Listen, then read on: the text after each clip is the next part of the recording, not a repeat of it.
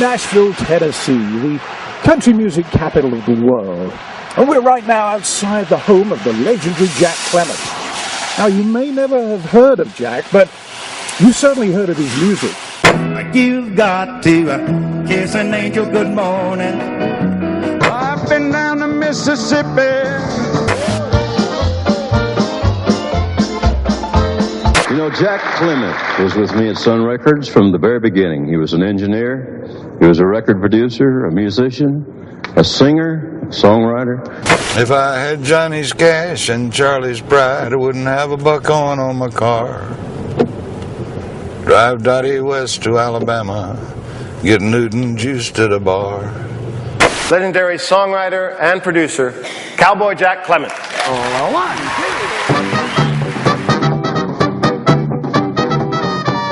Well, see, one thing I decided years ago that maybe a recording studio is the worst place in the world to make a record.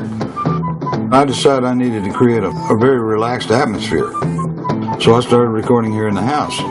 Oh, come on in. I've been waiting for you guys. Bring the camera crew and come on in. I'm going to take you on a little tour of the Cowboy Arms Hotel and recording spot.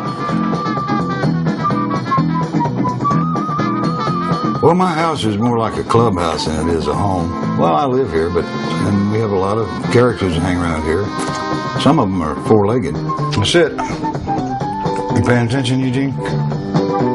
There's more people walking around with the keys in their pockets than I can possibly imagine. And it's 24/7. If it was up to Cowboy, there'd be somebody cutting in the studio, somebody building out there on that pool deck, and somebody making ukuleles in the basement, and then somebody shooting video, and then somebody else mowing the yard. All at once. I've been here 20 years, and today, I didn't know what was going to happen when I got here today. He's got a very unorthodox way of producing. In recording sessions, I entertain my artists. Like a fair, if they do something nice, I'll get up and dance. No matter how bad I feel, I'll get up and dance, you know. You see them start to... I said, well, I must be doing it all right. And the better I'm dancing, the better they're singing. That's how I produce records. And you forget that Cowboy was an Arthur Murray dance instructor for a number of years. And he can really do all those dance steps. He's beautiful dance. With a drink on his head and not spill it.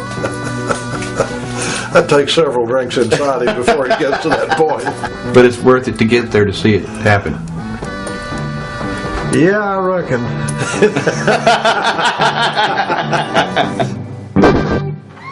All right. I think that's what you find in Jack's home. You just go in there and it's like your heart opens up.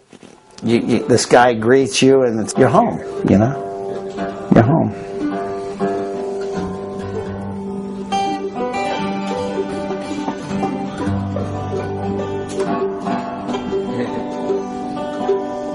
I'll be all smiles tonight, love.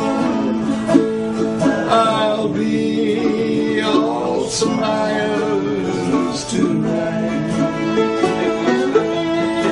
Though my heart may break tomorrow,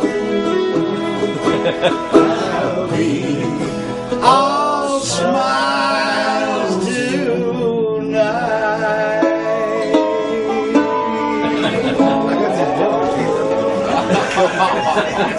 Sun Records, the very birthplace of rock and roll. At the small studio in Memphis, Tennessee, renegade producer Sam Phillips discovered Elvis Presley. Phillips' right-hand man was Jack Clement. And it was from Phillips that Clement learned the importance of spontaneity and of feel over form. Well, together they shocked the world with their profound belief in the power of the individual.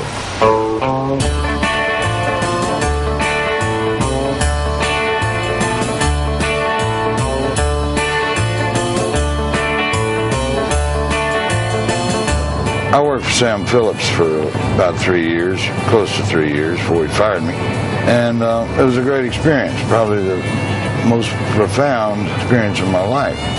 Jack went to school with Sam. You could see the respect Jack had for Sam. Like any great relationship, there was some love, hate, like families. Sam Phillips, he reminded me of a part carnival guy. Perfect guy for Jack. Since Jack would like to make a circus out of life. Sam was never trying to compete with Nashville. He was always looking for some country music that was a little rawer and different.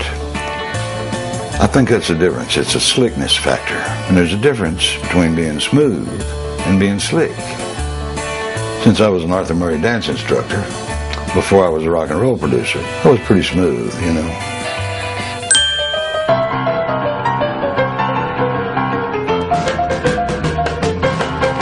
That's why I went to Memphis to see Sam Phillips, and I run into Jack Clement.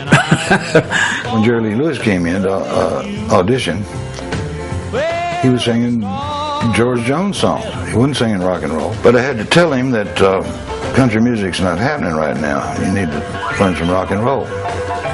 So he went home, came back about a month later. He had a version of You're the Only Star in My Blue Heaven, which knocked me out. It's the old Gene Autry song, which was a waltz. You're the only star in my blue heaven. Well, Jerry Lee went, bump, bump, bump. You're the only star in my blue heaven.